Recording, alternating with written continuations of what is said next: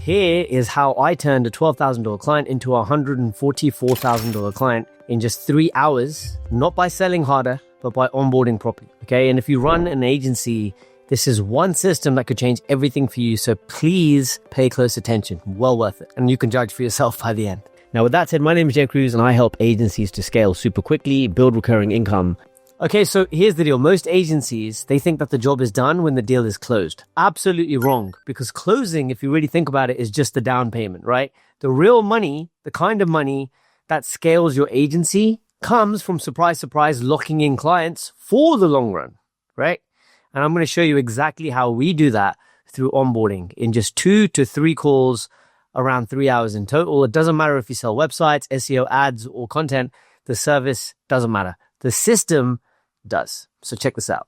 Okay, so let's get cracking with this, because here's what I'm going to start with. The fact that most agencies, they actually stop at closing the deal, right? They think that's it, work done, woohoo, we're all good to go.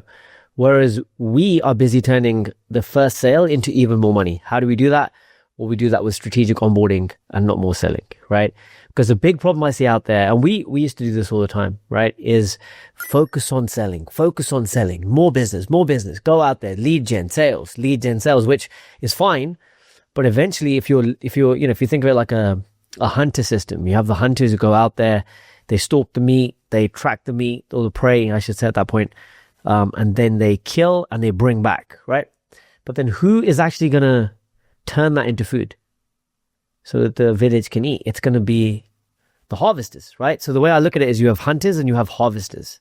You need both, or at least you need both processes in a business. Yeah. Both dynamics. So yes, you can hunt all you want, but if the food's not being harvested in a weird way, you think you've killed the prey and you brought it back, and then you go out to get more prey. And when you come back, the prey that you caught and supposedly killed has escaped. It's come back to life magically and escaped. Imagine that happening every time. What are you going to be left with? Not much food, right?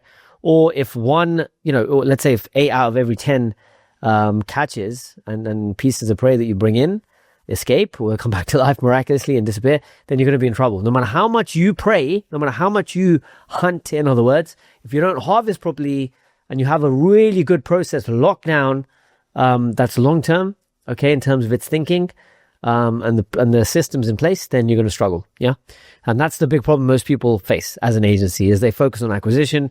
And even if they say, yeah, we've got a good process, they are not really invested. You need to invest, I would argue, more into the retention side of things than you would the sales side at some point, right? Because that means, and the funny thing is, if you do that properly, and this is a really important point, is your sales will improve because you're learning more, your process is tight. And, your systems and everything become your sales mechanism anyway. Because if you're taking someone through a sales process and you're saying, this is our onboarding, and look how slick it is, look at the systems, look at the steps we take you through, that encourages them a lot as a prospect, right? And it instills tons of confidence, which is beautiful and very important to increase trust and low resistance, right? And so in the end, if you don't do this properly, and again, we used to do this before ourselves, is you create what we call a leaky bucket, which is a killer, and it demoralizes the business. You don't grow. You're literally doing this, and eventually you actually drop off if you're not careful. So to demonstrate this, let me just pull up this nice little diagram that I've put together here. So this is the leaky bucket. This is probably, it might not be, but likely what your agency looks like right now. Yeah. You're filling the bucket up, and then you're like, why aren't we growing? At the end of the year, you've been adding lots and lots of water, and you're of course losing clients, and you think it's fine, but then you check the numbers and you're like, shit, we're down, right? We're not growing. We're actually declining. And if you're lucky, you're not declining, then you're not growing at the pace you want. And so this is what I call the agency treadmill, right? And if you look at the diagram, it's very clear. This is pretty obvious stuff. But as I say, if it's that damn obvious, then every agency should be, absolutely destroying it. And they're not in terms of growth. And so the agency treadmill, it shows how client churn actually forces agencies to constantly go back, panic, and then try and find new business just to maintain growth, let alone, or maintain the business, right? Let alone growth. And if you look, the blue line is clients remain over time. The red line is clients lost, because you will churn. That's just the nature of the business. I'll go through the numbers in a second. And new clients needed is in the middle. So let's say you just kept it at that same flow with new clients. that you're adding every single month, right? At the same pace. The clients remaining will drop off and the churn goes up. What happens to your business? It's actually going down, right? And so this is what it looks like in terms of numbers. So let's say, and this is exactly how client churn slowly, almost imperceptibly kills growth and it kills business, because I cannot tell you the amount of agencies that I speak to hundreds, almost, close to thousands, in the last couple of years, I'd say 12 to 24 month period. And they all have this problem. They're like, they're stuck at 20 grand a month, or they're stuck at 30 grand a month, and they don't know why. And they think they're doing everything great. They know their business, they know what they can deliver, and they know their product and their service inside out, right? But they're still not growing. They should be doubling, they should be tripling, but they're not. And so typical annual churn rate we're looking at is around 20%. That's typical.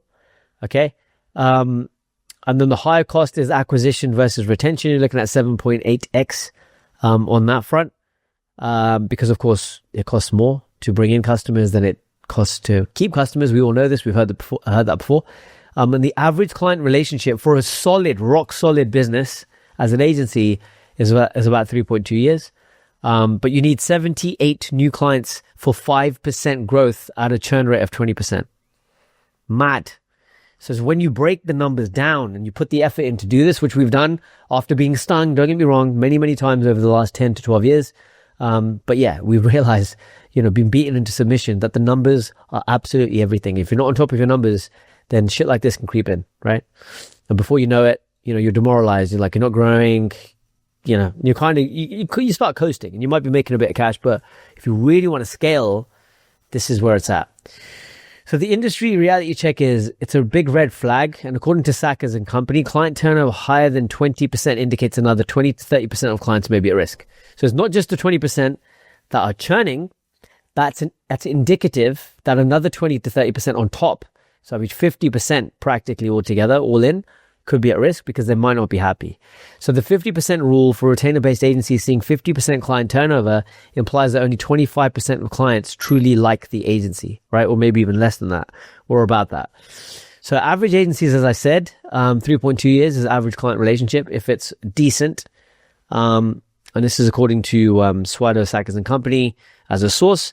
But the top performers, 22 years average client relationship. That's crazy. And of course, these are, it doesn't go into exactly what type of agencies these are, but just as a general idea, it gives us a really, really good understanding here, right? And so it goes without saying that if you focus in on retention, you'll have the advantage. Why? Because 67% more spending comes from existing clients versus new customers, right? Of course, because they trust you, they see your process. We've just scaled up a client who spent, I think, 60 grand with us last year. Not much, but they returned around $3 million from that, all in. And this year, because they've renewed for another 12 months after we did the 12-month review, they're set for a growth of probably 6 to 8 million, and maybe even getting closer to 10 million in the next 12 months, because they've compounded it. I mean, we do content marketing, organic traffic, and sales is what we drive. So that's going to compound, right? If you do good quality content over time, it's only going to compound, which is excellent. And they've got the foundation to do that. And they trust us. They know our process. We've got a good relationship. Bang. Everything's built to grow and built to last as a relationship. And then 50% are more likely to try new services when it comes to existing clients. So, you'll get more spending, but they're willing to try other stuff. So if you introduce other things, they'll be willing to try it. I can't tell you again the amount of agencies that I speak to who are too shy or too, I don't know what the word is, right? They're maybe fearful, right? Embarrassed, maybe. People get this complex when they want to, when it comes to introducing things to people that they've got a relationship with, almost like MLM, but this has got nothing to do with that. You know what I mean?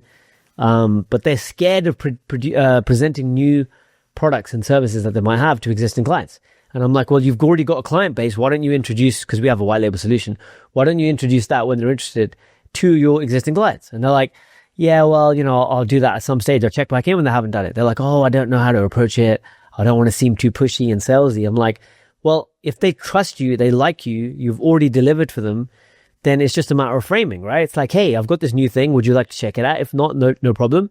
But it's helping to grow businesses and blow up organic traffic for them, right? To bring in targeted buyers. Would you want to take a look at that? I can take you through a quick 20-minute chat, and if it's for you, great. If not, then no problem, right? But they're just fearful of that. But 50% are likely to try new services. That's what the stats tell us.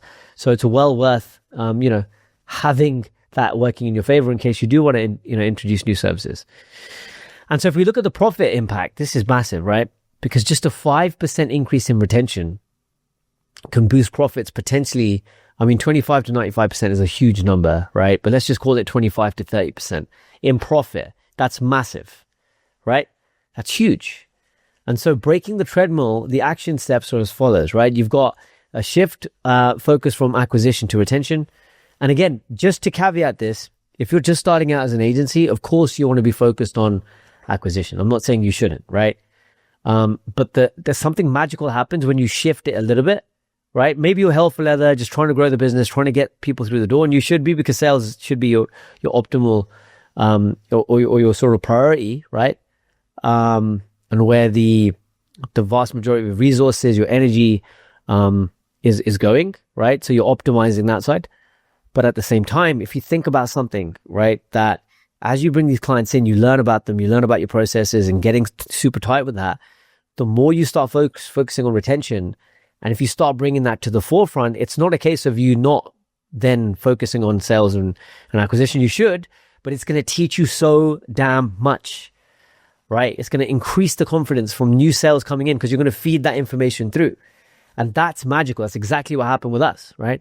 When we built out our onboarding properly and we focused on retention, we realized we could be doubling, tripling the business without increasing the number of sales that we're making, crucially. So if you're already making a decent amount of sales, imagine if you do no more sales than that and you just keep that process moving, right? And you shift to retention, suddenly you're looking at 30 to 50% growth. It's nuts, potentially. So depending on your AOV, average order value, and industry niche and all that kind of stuff. Implement early warning systems for at-risk clients. So I don't know if you have this, but if you've got at-risk clients, you should have a warning system, some sort of a score or something you introduce as part of your process with you or your team. You've got regular client health assessments, which shows that you give a shit, right? That's obvious. But again, I'm going to explore all of these in a bit more detail and some of the main ones and how we do it, right? And proactive communication and value demonstration. You invest in client success teams. So again, building your retention team. We call it, in our case, we call them CAM team, right? Key account manager. So key account manager is that role. But we also have an entire customer success team that has the CAM team within it. Yeah. So it just depends on how you want to structure that. Create expansion and upselling programs. And of course, only when you have your retention in a good place, you have the trust that you're building, you're bringing people through a lovely sort of flow, then you can look at expansion and upselling programs as well, potentially, right? But you're in a place to do that is the point. You've got the optionality as opposed to not having it. All right. So if we go back out here and zoom back in, so the hidden cost then, if I haven't convinced you so far to look at retention, or to look at it more seriously, then check this out. These are the hidden costs, right? Exactly what happened to us. Number one, you've got sales burnout, constant prospecting pressure on teams. Anyone experienced that? If you're watching this, do you see what I'm going, have you ever felt that before? It's gut wrenching, right? It's not easy to go out there and go hell for leather every month to bring in new business. Some months are just tough, right? You're going to have that period, but then what? Your business just halts completely and then you're panicking, then you're worried about the future. It's like, if you just focus on retention, then you won't have that panic. You give yourself 2-3 months to figure stuff out, right? In case something goes wrong. Marketing waste. So budgets consumed by churn, replacement versus growth, right? So now you're looking to, as opposed to growing, your churn is costing you a lot more because your marketing goes all over the place. Like you retarget people, how are you gonna, and you can't really, you don't have case studies that are strong. There's a lot that can go wrong with that, as opposed to that could go right. Because the opposite of that is obviously amazing case studies, people willing to vouch for you, people willing to run through brick walls for you. The difference is, pretty obvious. Team morale suffers from losing hard-won clients. This is huge. I cannot state this and stress this strongly enough. If you have a good retention process, because maybe your product is amazing, maybe your service is great, but for whatever reason, when you onboard them, the clients aren't playing ball. They're not following what they should be in order to hit the maximum level of success, right? And so, we've had this again, like excuse me, but it comes down to with your team, if they see the product working, they'll stay longer. They're galvanized. They'll do anything for you, provided you've hired properly. We've got videos on that coming up as well. But this is massive, right? This is huge, because if they see the product working, not only as a flash in the pan, by the way, not 1 month, oh great, it looks good, it feels good. By month 2, they're kind of getting results. We're talking about a 12-month delivery where, in our case, 60 grand in from the client as an investment, 3 million back in terms of sales. No effing around, no messing about, bang, no BS, right? It's very clear. And content marketing can work like that if you know what you're doing, So check out our other videos if you want to see more of that and how we do it. But do you think that's going to galvanize the team? Do you think that's going to inspire the team? Especially when you have new people coming and you're growing, right? Because old people might know how it works and stuff like that. But, that's massive. But if you keep losing clients that are hard won, your sales team start to lose hope, right? The rest of the business start to lose a little bit of hope, because it's like, and even it impacts you, right? I've been there. It's not nice. Whereas if you just invest in that retention, just give it some effort, give it some welly, as we say in the UK, and I'll go into that in a second. But you also finally then have no compound growth, because missing expansion and upselling opportunities, you're in no bloody place in hell to even consider suggesting some upsells and expansion. They're not going to listen to you, because number one, if you've got any clients left, you'll be lucky. But number two, the ones that are left, if you're not taking them through a good process and a good experience, then you haven't earned the right. You haven't earned the right to pitch them something else. You haven't, because you haven't got them properly results, or you haven't set them up properly for those results. All key points, right? So here's the deal. Every agency, this is according to Digital Marketing Agency Executive. I don't know where this quote came from. This might just be AI spitting out some shit. But it says every agency has operations in new business. I knew no matter what I did, that after people would come back from holiday break, people would probably quit. It would never end. Okay, so if I zoom out of this, let's go back to the main presentation then. I've got 2 pieces to it. And so I wanted to focus on the problem first. And so here's the solution. This is what I'm here to present you with, right? Which is simply that if you're onboarding, your onboarding is your retention engine. Yeah, that's a key takeaway. And 3 strategic moves, 2 to 3 calls max, 12-month retention, bam, should be taken care of, or at least moving you closer to that.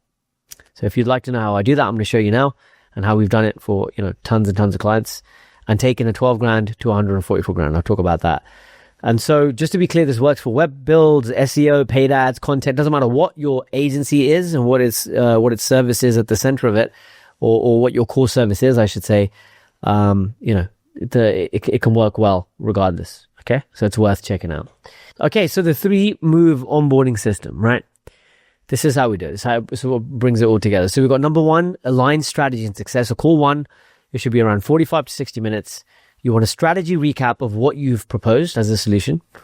You're going to take them from month 0 to 12 as a timeline to show them what to expect, to reaffirm the expectations, right? You want the deliverable cadence, success metrics, set expectations. I've just talked about that. And retention mindset. You know what retention mindset is? It's just very much being assumptive that they are going to stay with you. This is what they are going to see. And this is where the biggest impact comes, is obviously when they stick with you. It doesn't matter whether you're doing paid ads or whatever. If they run one Facebook ads campaign, they're not going to get results, right? So you're obviously going to tell them that. And so always aim for 12 to 24 months in terms of when they see the biggest lifts. Yes, there might be some before that, but the compounding effect and impact is going to be obvious, right? If you're building a website, you got to build a website. It's going to take a couple of months, maybe a month. Then you got to market the website. You got to build up the domain authority of the website. You got to build up the content of the website. You're looking at 12 months easily for them to get anything, right? But a lot of people make this mistake, is they're desperate to close business. They become what I call outcome dependent. And that robs you of any dignity, any self-respect, any authority. It's gone. They can feel it. They can smell it.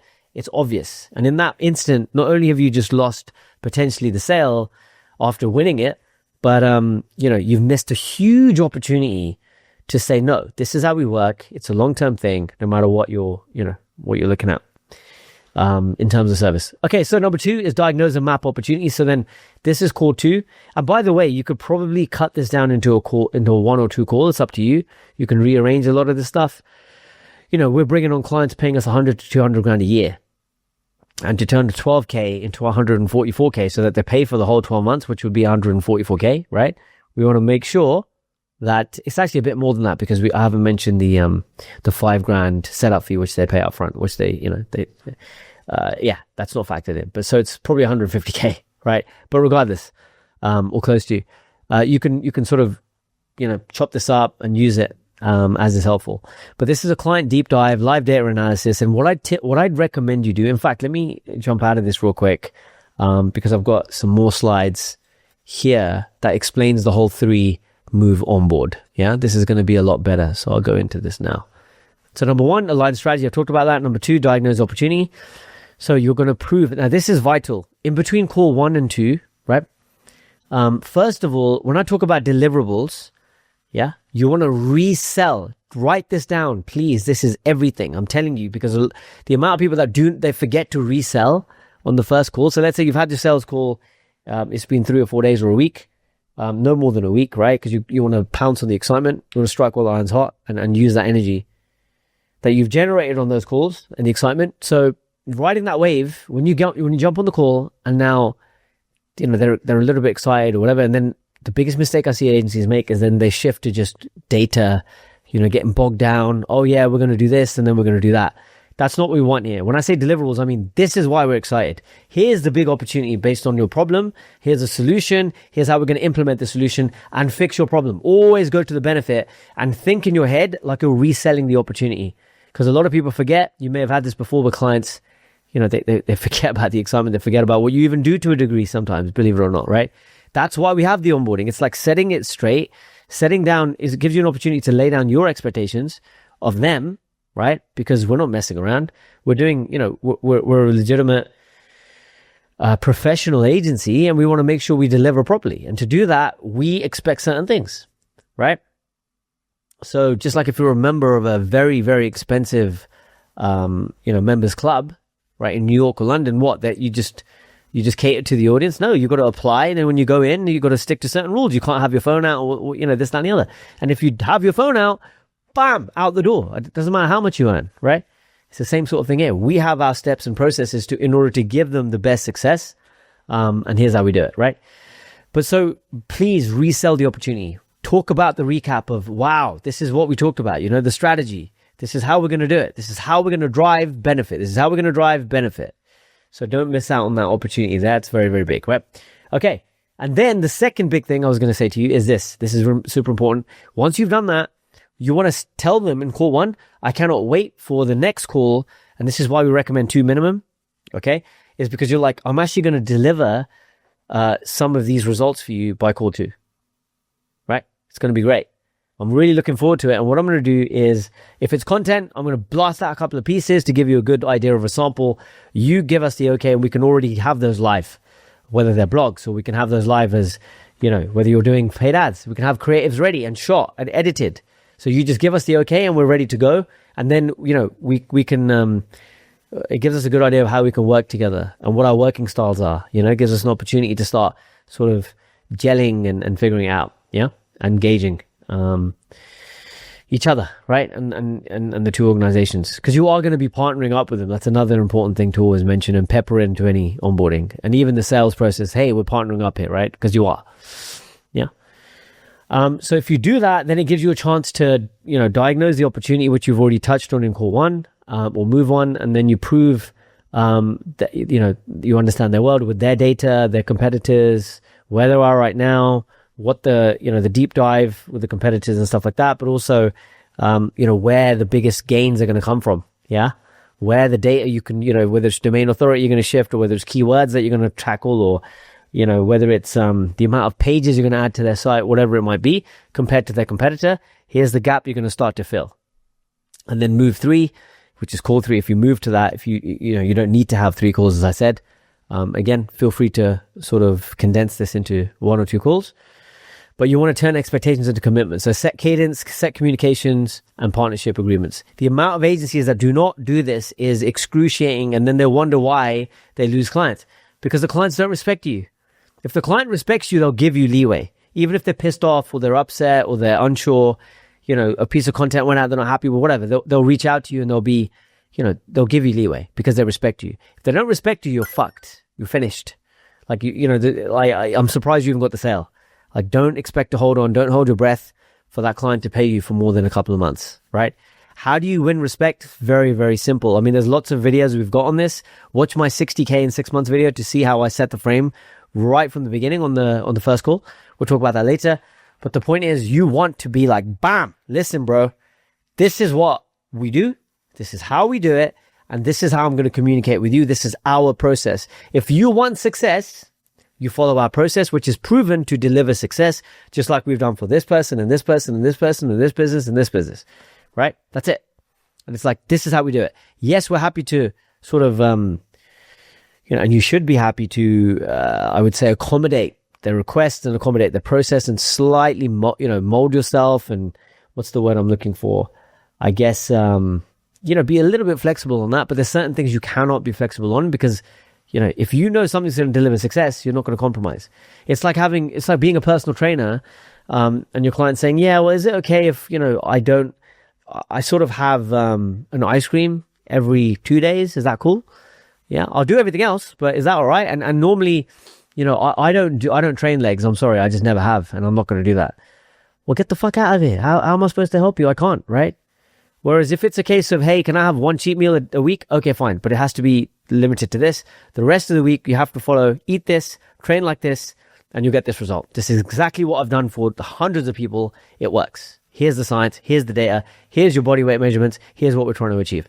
Here's the biggest result. You with me? Okay. And if you don't do that, then we're going to have a problem. But I really like your business. We're going to partner up. And this is what I expect on both sides. And then you can have expectations from you in terms of what you expect from them, expectations from them, what they should expect from you, which you've already anticipated and written down based on the previous sales process, which you should be mapping out, you should be transcribing, you should be feeding into AI and documenting. Yeah. So you can refer to all of that when you bring them onto this onboarding process. And again, I reaffirm closing is day one. Onboarding is where 12K becomes 144K or more. So to ensure your team ignore this is just because I've used the help of AI, of course, to build this presentation on Gamma, but I just couldn't fix this damn thing. So, this should be 1, 2, 3, 4, I guess. But anyway, ignore that. Let's just start with the call. So this is actually a checklist that you should build. So if you haven't got this, write this down. If you ever hope to scale your business, one of the biggest mistakes a lot of agencies make is they don't document their processes. The owner has everything locked in here. Yeah? Impossible to grow. Impossible. That's why, it's funny. I was having a conversation with my wife just yesterday, and we were talking about how, because one of our friends is a physiotherapist, and I'm like, physios have a hard time, and he was complaining about his business and how, he's hardly available some days because he's got stuff to do, and then he loses clients because he's busy with trying to build his life, right? He's in property and stuff too. Why? Because he is the main guy. He's the guy he's the face. He's the guy everyone talks about because he's the best at what he does, right? Anyone he hires is not going to be as good as him. Otherwise, they would have started up their own clinic. You with me? Very difficult business to be in. And there's a lot of businesses like that out there, right? But we have the opportunity to disassociate ourselves from the result as the owner. Yeah. Whereas the brand and the process becomes the result or delivers the result, not the individual, right?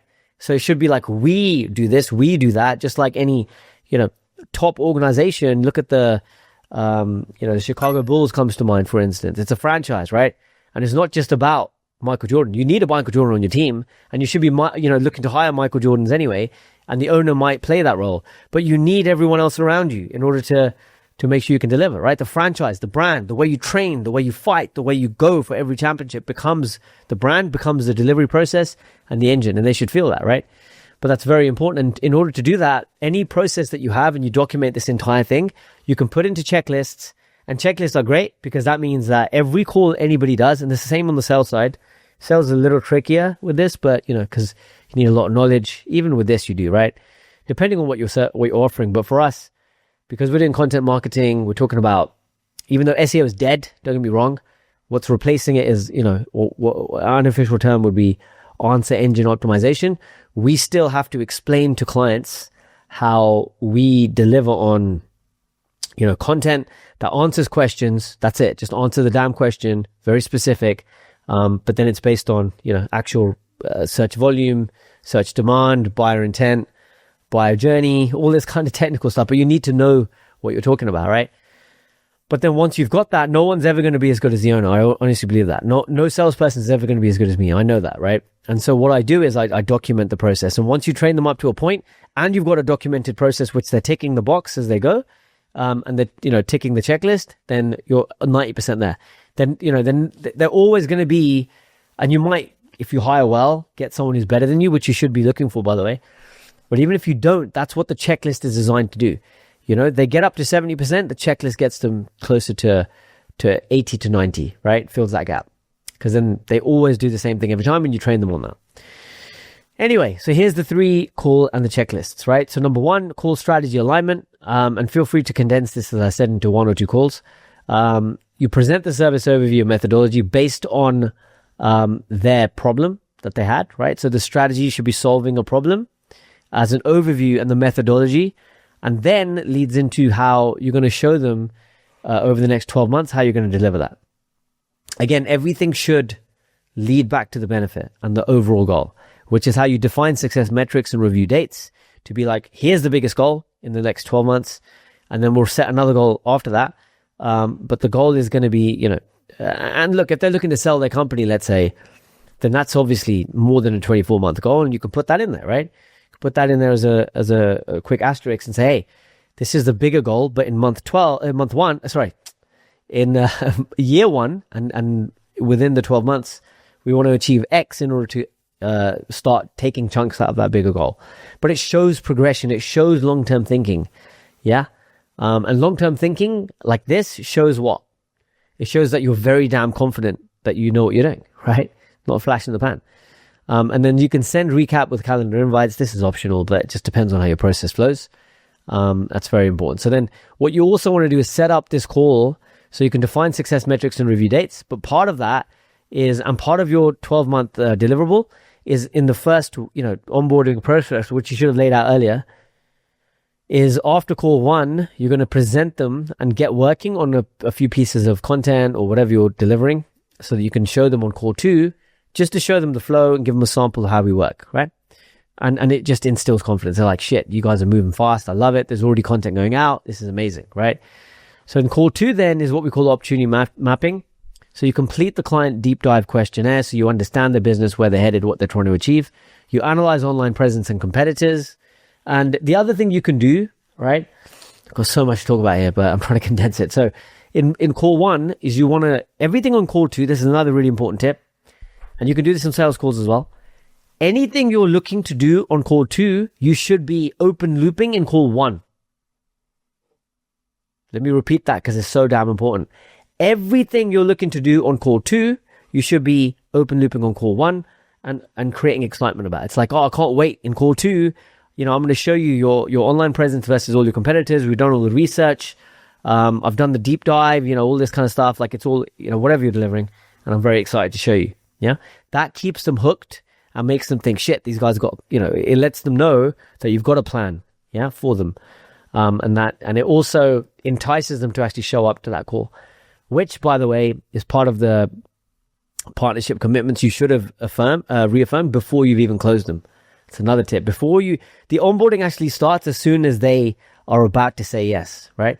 And I would argue that the last bits of your sales process are actually onboarding bits. For example, how much, you're dealing with objections on the sales call, let's say, and I say something like, cool, before we move forward then, I just want to make sure that we're all on the same page, if that's cool with you, is that here's our expectations. I just want to make sure you understand that we have these onboarding calls and you commit to that. If we don't do the onboarding calls, there's no point of the sale. Yes, I will say that on the sales call, but guess what that does? Cements confidence, skyrockets trust, because they're like, shit, this guy's not afraid of losing the sale. Of course I'm not. I'm more concerned with getting success if I bring on a client. Otherwise, I'm not going to grow. Yeah? If I had a coffee stall and I'm cutting corners and I'm giving out some shit coffee, it's only a matter of time before people stop coming, right? It doesn't make sense to do that. I'd rather not sell a single coffee until I fix the problem, and warn people on that. So that's just important to know. Speaking of coffee, right? So call 2, opportunity mapping, and you select the first 3 high leverage deliverables. You might have done this on call 1 if you're condensing, which you're going to deliver on call 2. And then you present them with the 30, 60, 90 plan with insights, okay? And so that's the days, the 30-day plan, 90 to 60-day plan, and 90-day plan. Okay, and then you go to call 3, which is the system lock-in. It's like everything that you've just talked about in call 1 and 2. Again, you're going to entice them and pre-sell that and say, can't wait to lock this down in call 3 and finish this off, and then we're going to be good to go. So you present the partnership commitments once again. Do not be afraid to push this forward. Like I said, if you want a working relationship for the long term, you need to hold strong, because think about it, right? Who sort of what's the word I'm looking for? Conveys, right, and communicates and emanates more confidence? Is it the person like, oh yeah, sure, we'll do anything, no problem, we'll take care of it, and is afraid to sort of challenge and say, this is our expectations, and it's like, it's all good, let's we'll get started and we'll get moving, and just being a yes person, in other words. And when the client asks for something, yeah, absolutely, don't worry about the expectations, we'll figure that out, just to get the sale done. But just to get that small little piece of cake to eat in that one moment, because you just want that sugar and you want it to be sweet and comfortable and lovely, you're sacrificing your six-pack, right? You're sacrificing your weight loss, you're sacrificing your health. And if you keep doing that, it feels good in the moment, but then it won't feel so good when you have a heart attack, at a very young age. Do you get what I mean? That's a very extreme example, but it just goes to show that if you want that comfortable, nice feeling now, then, you won't have, you're trading that for the success later. But the truly comfortable, lovely, warm jets feeling is when you smashed it for a client and they've paid you that 144K, as opposed to just paying you for 1 month because you were too scared to lay down the expectations, and you wanted to have that warm, fuzzy feeling for a little while, without ruffling any feathers. Fuck that. Lay down expectations, because what that will do is instill confidence in the client. The client, from the client side, they'll look at you and think, this is someone I want to work with. Especially if they've got more money, they want to work with someone they respect, they trust, and they see as being someone they can actually do business with.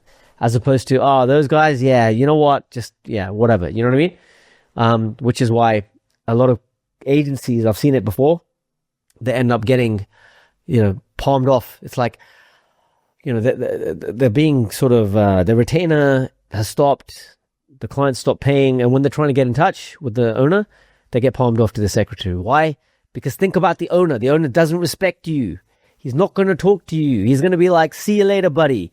Whereas opposed to, if you do it the right way from the beginning, you lay down those expectations, they're going to be like, I should probably talk to Jay, right? Direct, out respect.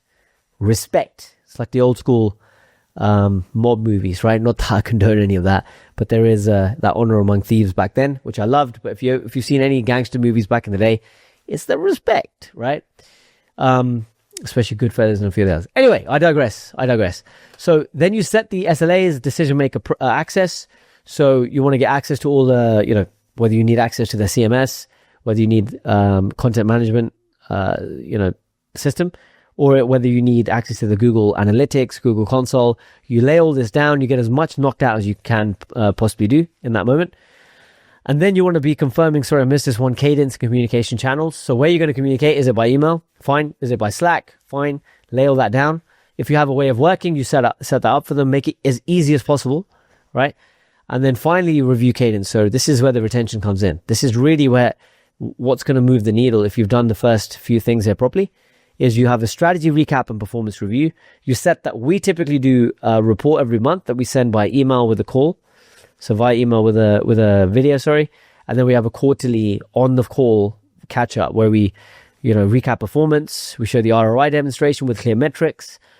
We have conclusions of the first 3 months and next steps of if we're going to re-strategize, change our, approach or whatever it might be. And then optional plan upgrade you can just, you'll begin to pepper that in at month 6 to 12 for sure, because we have premium distribution, for example, for some of our content. We might introduce that if we've got success. But again, you can see how this can grow really quickly if you just put the effort in, right?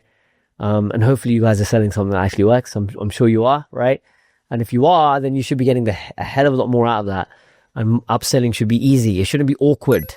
I repeat, upselling should be easy, not awkward. They should be asking for it themselves. And the way that you can introduce that is by very early on, as part of that, the initial kickoff in this period of the onboarding, I would say something like, listen, guys, we have lots of other things that we think we can bring in, but let's get you that initial push, towards ROI, with clear indications that we're going to smash the ROI for you. And let's build the process so you see how we work. Let's get you some early wins. And then, by the way, we've got these other things, which I think if we bolt them on, like premium distribution, will help you with the organic traffic even more, or your brand authority or whatever. But keep that in mind, because it's not the right time right now. Trust. I'm building trust. I'm not selling you right now, but later on. You see, all of these things come together. But you haven't got a hope in hell of selling them anything after if you don't onboard them properly, don't set the expectations. Because if you don't do any of this stuff, what do you think is going to happen?